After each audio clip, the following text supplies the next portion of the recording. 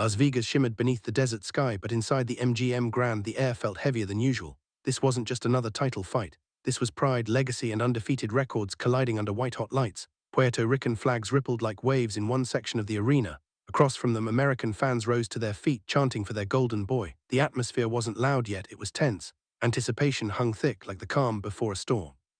First to enter was Oscar de la Hoya, Olympic gold medalist, global superstar, the WBC welterweight champion of the world. Hands fast, footwork sharp, confidence radiating from every step.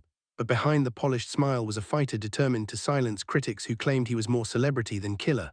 Tonight he promised to box, to counter, to outthink. Then came Felix Tito Trinidad, the undefeated IBF champion. No flash, no theatrics, just quiet menace. His straight right hand had dropped giants. His heart had carried him off the canvas 6 times in his career. He wasn't here for applause, he was here for unification. They stood face to face in the center of the ring, mirror images in height, equal in hunger, opposite in style. The bell rang, and just like that, the fight of the Millennium began. The opening moments were cautious, respectful. Both men understood the danger across from them. Oscar circled, light on his toes, snapping out a jab. Trinidad stalked, measuring, waiting to unleash the right hand that had defined his career. It wasn't chaos. It was chess played with knockout power. The early rounds unfolded like a masterclass in discipline. Oscar de la Hoya executed his game plan with precision. Lateral movement, sharp jab, quick right hand. He darted in and out, refusing to stand still long enough for Trinidad's power to detonate. His hand speed was the story early, crisp combinations snapping Tito's head back before slipping away. Trinidad, meanwhile, remained composed. He followed patiently, probing with his own jab. His punches were straighter, more compact. When he threw the right hand, even if it missed, it carried a message. One clean connection could change everything. Round 2 and 3 felt like a tactical duel. Oscar's jab began to find rhythm. A straight right split the guard. A quick hook grazed the temple. The golden boy looked loose, more defined physically, more confident than in recent fights. His movement frustrated Tito, forcing him to reset again and again. But Trinidad was not discouraged. He increased his punch output. He stepped in behind a stronger jab. A right hand finally slipped over Oscar's guard. It wasn't devastating, but it was noticed. The Puerto Rican section roared, sensing a shift.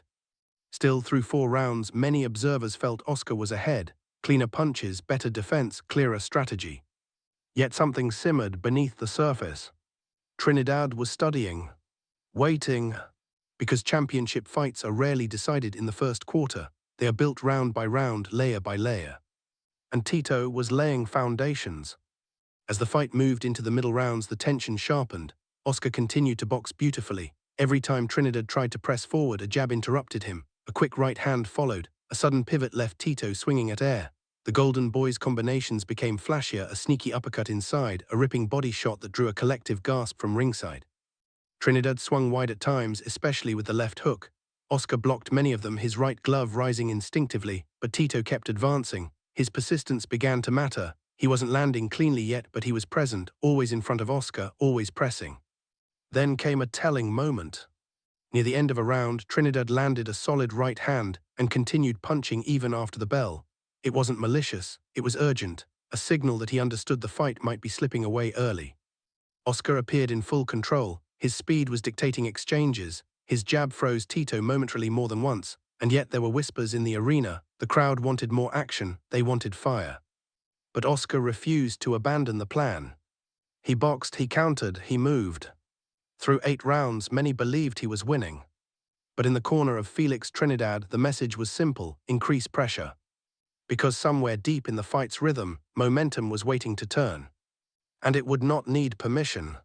Round 9 hinted at change.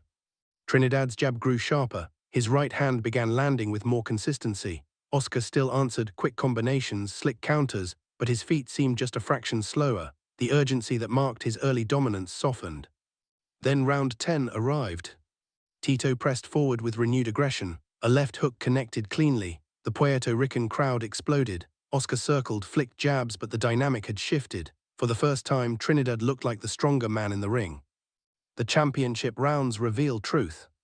Round 11, another right hand from Tito snapped Oscar's head. A hook followed. The golden boy still boxed intelligently, but now he seemed more cautious, more protective. His combinations came in bursts rather than sustained attacks. Meanwhile, Trinidad's confidence surged. Every forward step carried belief. Every punch drew noise from the stands. Oscar's corner urged calm, just box him 2 more rounds. But boxing doesn't reward comfort. It rewards command. And command in those final rounds belonged to Felix Trinidad. The final bell rang with both men still standing. No knockdowns, no dramatic collapse, just 12 intense rounds of elite combat. But momentum, undeniable and loud, had finished wearing white trunks. The fighters met at center ring, chests heaving, gloves resting against their hips. Sweat glistened under the lights, neither man smiled. It was closer. Oscar de la Hoya had painted the early rounds with speed and precision.